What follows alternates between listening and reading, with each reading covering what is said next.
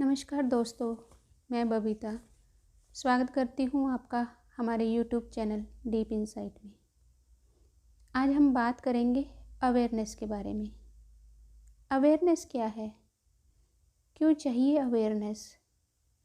Aware होने के क्या फ़ायदे हैं और अनअवेयर होने के क्या नुकसान हैं? कईयों के लिए ये शब्द नया तो कईयों के लिए सुना हुआ होगा। अब थोड़ी देर के लिए हम अपने अंदर की ऊहापोह को शांत करके केवल सुनने का प्रयास करते हैं।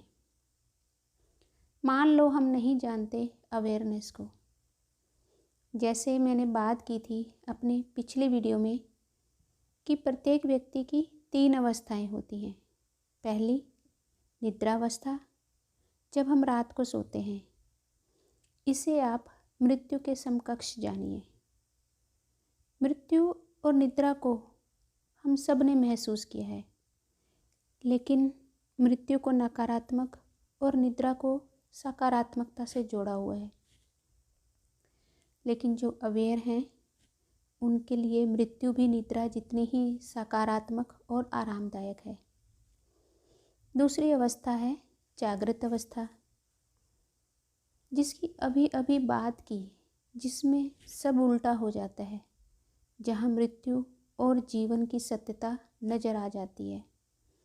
उसका हमें अनुभव नहीं है तो हम उसे फ़िलहाल नहीं समझ पाएंगे, लेकिन एक जगह, एक स्पेस अपने दिमाग में उस चीज़ के लिए भी रख ली जानी चाहिए जिसे हम नहीं जानते हैं। हमारा ये सफ़र उसी की तरफ है जिसे हम नहीं जानते हैं, जो जानने और सीखने लायक है। Learning is the life long journey. तो इस लर्निंग और जर्नी को क्यों ना मज़े से करते हुए आगे बढ़ें। जहाँ आपको लगे कि बात मुश्किल हो रही है समझनी, उस पॉइंट को पकड़कर कमेंट बॉक्स में ज़रूर डालें। यदि आपने ऐसा नहीं किया तो इस वीडियो ने या आध्यात्मिकता के नाम पर जो भी वीडियो आप देखोगे, उससे आप अपने ब्रेन पर एक और परत ही चढ़ा रहे हैं। आप उन शब्दों और ज्ञान के पिंजरे में और समय के लिए कैद हो जाएंगे। जागृत अवस्था उसी कैद में से बाहर आने की स्थिति है। तीसरी अवस्था जागे हुए सुप्तावस्था, जिसे हम बेहोशी, अनअवेयरनेस भी कह सकते हैं, जो कि आज के 99% मानवों की स्थिति है। हम बिस्तर से तो उठ जाते हैं, परंतु उठते ही दिमाग बोलना शुरू कर देता है। कभी कभी नज़र जाती है अंदर कि क्या बोल रहा है दिमाग। हमें लगता है हम सोच रहे हैं कि आज हमें क्या करना है, कल के लिए क्या करना है, फ्यूचर के लिए क्या करना है, पास्ट एक्सपीरियंस से क्या सीखना है। और अगर नज़र नहीं भी गई तो भी क्या, जो चल रहा है उसका शोर हमें डिस्टर्ब ही नहीं करता। हम आदी हो गए हैं उतने शोर में जीने के। फिर जब हमें गुस्सा आता है, डर, फ्रस्ट्रेशन, चिंता आती है, तो हम बाहर की परिस्थितियों को दोष देते हैं। हम एक उल्टी गंगा बहाना शुरू कर देते हैं कि अगर बाहर सब कुछ ठीक हो जाएगा तो मुझे शांति मिलेगी, जो कि कभी हो नहीं सकता। ऐसी है हमारी जागते हुए सुप्तावस्था। इस बेहोशी को अवेयरनेस से ही तोड़ा जा सकता है। कैसे लाएं, कहाँ से लाएं अवेयरनेस को? अवेयरनेस को लाया जा सकता है जब हम प्रत्येक काम को एक मजबूरी की तरह नहीं, अपॉर्चुनिटी, अवसर की तरह देखें। कितने बच्चे स्कूल सीखने के पर्पस से जाते हैं, या मजबूरी, पेरेंट्स की ज़बरदस्ती, करियर के लिए कुछ बन जाएंगे नहीं तो पिछड़ जाएंगे, चलो टाइम पास ही करना है, जा आते हैं स्कूल, मुझे सबसे आगे निकल कर खुद को साबित करके दिखाना है, आदि आदि। अगर आप भी एक स्टूडेंट हैं तो आप भी अपना पर्पस कमेंट बॉक्स में लिखिए। आज हमारा हर काम हमें एक मजबूरी दिखता है। नौकरी पर जाना, स्कूल जाना, घर के काम, यहाँ तक कि नहाना धोना भी। लेकिन अगर हम इसे मजबूरी की तरह न लेकर खुशी के साथ इसके साथ होकर ये सब काम करें तो तब एक चमत्कार होगा। जब हम एक काम करते हुए दूसरे के बारे में सोच रहे होते हैं तो ये हमारी उस काम से मिलने वाले आनंद संतुष्टि से दूर कर देता है। अब आप कहोगे इसमें क्या आनंद? आनंद तो फिल्म, मैच, फ़ोन आदि में ही मिलता है। फ़ोन, टीवी में भी आनंद इसी वजह से मिलता है क्योंकि हमने हमारा मन उस काम के साथ जोड़ा हुआ है। हमारा दिमाग ने पहले से अंदर एक इमेज बना ली है। इस काम को करने में मुझे आनंद आता है और इसको करने से मैं बोर होता हूँ। जैसे ही काम आया अंदर बुड़बुड़ाना शुरू। अब जिस काम में हमारा डोपामिन रिलीज़ हो वही काम अच्छे लगते हैं हमें। बाकी काम तो लगता है जैसे हमें कोई सज़ा सुना दी। हम अपने अंदर की उस फीलिंग से फ्रस्ट्रेट होकर काम हाथ में लेते हैं। हम उस वक्त करना कुछ और चाहते थे, करना कुछ और पड़ रहा है तो हमारे इमोशंस में तूफान आ जाता है। चाहते हैं दुनिया पलट दे, लेकिन उस गुस्से झुंझलाहट को बर्दाश्त करते हैं। वो सारी मार शरीर को झेलनी पड़ती है। वो झुंझलाहट, वो गुस्सा शरीर को बर्दाश्त करना पड़ता है। बार बार तो ऐसी परिस्थितियाँ नहीं क्रिएट कर सकते जिससे डोपामिन रिलीज़ हो। डोपामिन रिलीज़ होता है कुछ एक्साइटिंग देखकर, सुनकर। उस हार्मोन के रिलीज़ होने से बॉडी में एक एक्साइटमेंट आता है और हम काम करते हैं। लेकिन क्या ऐसा पॉसिबल है कि बार बार हमें कोई धक्का मारे और हम फिर स्टार्ट हों? तो एक एनर्जी और एंथुसियाज्म, जोश हमेशा बना क्यों नहीं रहता? क्योंकि उस एनर्जी को तो हमारे थॉट्स खा रहे हैं अपनी अनअवेयरनेस के कारण। इस अनअवेयरनेस को नोट करने के कुछ और एग्जाम्पल देती हूँ। जैसे हम कोई चीज़ ढूंढ रहे हैं, सामने पड़ी भी नहीं दिख रही होती, क्योंकि उस वक्त अंदर एक बेचैनी आ जाती है, क्योंकि हमारी इच्छा उस काम को करने की भी नहीं है। चीज़ ढूंढनी पड़ रही है, मन पे बोझ सा छा जाता है। दिमाग में उस वक्त वो है चीज़ जिसे हम ढूंढ रहे हैं सेकेंडरी हो जाते हैं, और जो थॉट्स भी हम नहीं ढूंढना चाहते, ज़बरदस्ती हमें ये काम करना पड़ रहा है, वो हावी हो जाते हैं। इससे उस काम में ज़्यादा वक्त लग जाता है। इसी तरह कानों में कुछ जा रहा है लेकिन वह हमें सुनाई नहीं देगा अगर हम ख्यालों में हैं। क्लास में टीचर बोल रहा होता है, हम उसका पूरा लेक्चर नहीं सुन पाते, बीच बीच में हम ख्यालों में चले जाते हैं। यूट्यूब वीडियो को तो रिवाइंड करके देख लेते हैं, लेकिन टीचर को या जो भी सामने स्पीकर है उसको कैसे कहें कि मैं सुन नहीं पाया। इसी तरह कई बार हमारे हाथ पैर पर चोट लग जाती है और हमें पता नहीं होता कि ये चोट कब लगी।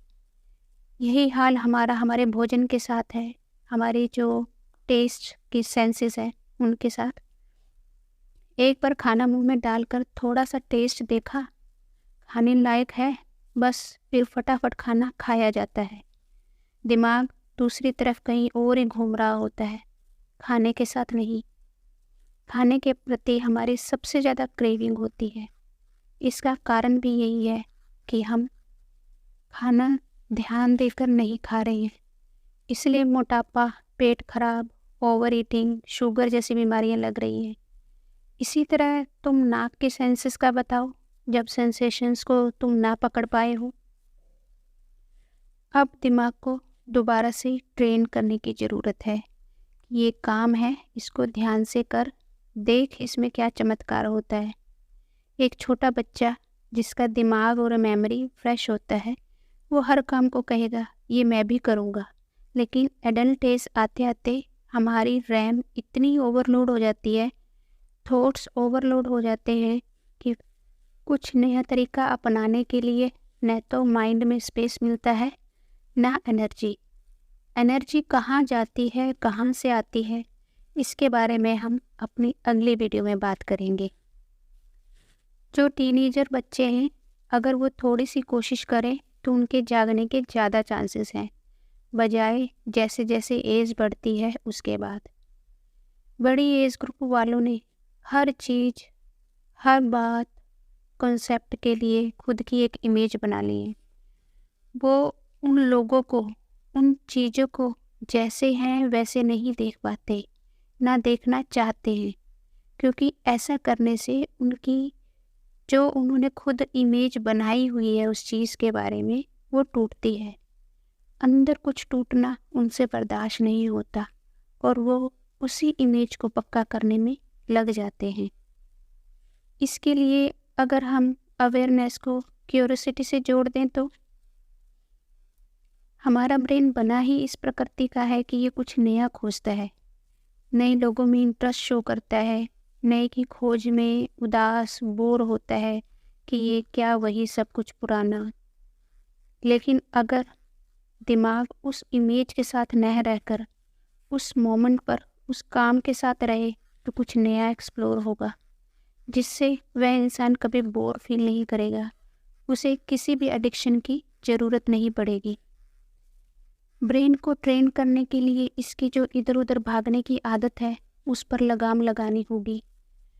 उसके लिए हर रोज़ 5 मिनट के लिए एक शांत जगह पर कमर सीधी करके बैठ जाए और अपनी नाक में से आती जाती सांस पर ध्यान केंद्रित करें। उसे अंदर बाहर आते जाते बंद आँखों से देखें और महसूस करें। इस बीच ब्रेन फिर से विचारों में जाएगा, लेकिन तुरंत उसे पकड़कर सांसों पर लाएं। ये करना बहुत ज़रूरी है अगर हम अपने बॉडी ब्रेन सिस्टम के मालिक बनना चाहते हैं। इसके अलावा जब भी हम कुछ खा पी रहे हैं तो उतनी देर के लिए खाने पीने के साथ कुछ सकारात्मक विचार लिखकर दीवार पर सामने टांग लें। आते जाते उन पर नज़र पड़े। खाते पीते समय अन्य कोई विचार न रखकर इन विचारों को अपने अंदर लेकर जाएं। वे विचार हैं, मैं अवेयर हूँ, मैं शांत हूँ, मैं आनंद की अनुभूति कर रहा हूँ, ये जल मुझे खुद को जानने में मेरी मदद कर रहा है, इस भोजन से मैं अत्यंत ऊर्जावान महसूस कर रहा हूँ, ये ऊर्जा मुझे खुद को जानने समझने में मेरी मदद कर रही है। इन विचारों को रटी रटाई लाइनों में बोलकर जल्दी जल्दी काम खत्म नहीं करना है। अभी हमें विचारों के साथ ही रहने की आदत है, तो क्यों ना ब्रेन को ऐसे नए विचार दे जिससे वो भी काम पर लग जाए और जो रिजल्ट वो लेकर आएगा उससे हमें ही फ़ायदा होगा। लेकिन अगर उन विचारों को सिर्फ बोला, उन्हें सच में उन पर विश्वास करके एक्सपेरिमेंट नहीं किया, तो ब्रेन बहुत चालाक है, फिर वो रिजल्ट नहीं आएंगे जो आने चाहिए। तीसरा काम हम कर सकते हैं अपनी सांस को रिदमाइज करके। सांस का सीधा संबंध हमारे विचारों से है। जैसी हमारी सांस की गति वैसे हमारे विचारों की गुणवत्ता। जैसे गुस्सा आते ही सांस का चढ़ जाना, हार्ट बीट बढ़ जाना, आपने नोट किया ही होगा। हमारी सांस की गति गलत होने से ही साइकोलॉजिकल परेशानियां शुरू हुई हैं, या वाइस वर्सा कि विचारों में अशुद्धता की वजह से ही सांस की गति अनियमित हुई है। सांस की गति को भी नियमित करने के लिए शुरुआत उन्हीं 5 मिनट से कर सकते हैं। हमारे चैनल पर राधे कृष्ण म्यूज़िक वीडियो है जिसमें राधे पर सांस लेना है और कृष्ण पे सांस छोड़ना है। हर हफ्ते आप समयावधि 5-5 मिनट बढ़ा सकते हैं। वैसे तो यह रिदम 24 घंटे की होनी चाहिए, लेकिन शुरुआत 5 मिनट से करेंगे। जैसे जैसे टाइमिंग बढ़ेगी आप अपनी परेशानियों का रेशो कम होते देखेंगे। शुरू में सांसों पर ध्यान बनाए रखने में मुश्किल आएगी। बार बार ध्यान, अवेयरनेस सांसों से हटकर विचारों में चली जाएगी। इसके लिए एक नोटबुक पेन साथ में रखकर बैठें। जैसे ही ध्यान हटकर वापस आया, वो थॉट क्या था उसका हिंट नोट कर लें। आप देखोगे उन्हीं 5 मिनट में ही वही 2-4 थॉट्स रिपीट हो रहे हैं। तो क्या वैल्यू है हमारी थिंकिंग की जब सारा दिन वही थॉट्स रिपीट ही होते रहने हैं। ये एक ब्रेन गेम है। जब खेलनी आ जाएगी तब हमें मन की चालाकियाँ पकड़ में आएंगी और हम हर्ट नहीं होंगे। यही है रियलिटी, यही है वो चमत्कार। जब घटेगा तो खुद पर ही हंसी आएगी। खुद की बेवकूफ़ियों पर शर्म नहीं बल्कि खुद ही खुद पर हंस रहे होंगे कि मैं पहले ऐसे सोचता था, ऐसा फील करता था, जबकि सच्चाई तो ये है। उम्मीद है आपको मेरी कही बातें समझ आई होंगी। अब तक साथ बनाए रखने के लिए आपका बहुत बहुत धन्यवाद। अगर वीडियो अच्छा लगा तो लाइक बटन ज़रूर दबाएं। अगली वीडियो का इंतज़ार है तो कमेंट बॉक्स में वेटिंग लिखें। नए व्यूवर्स चैनल को सब्सक्राइब कर बेल आइकन दबाना ना भूलें। इस वीडियो को ज़्यादा से ज़्यादा शेयर करने के लिए धन्यवाद।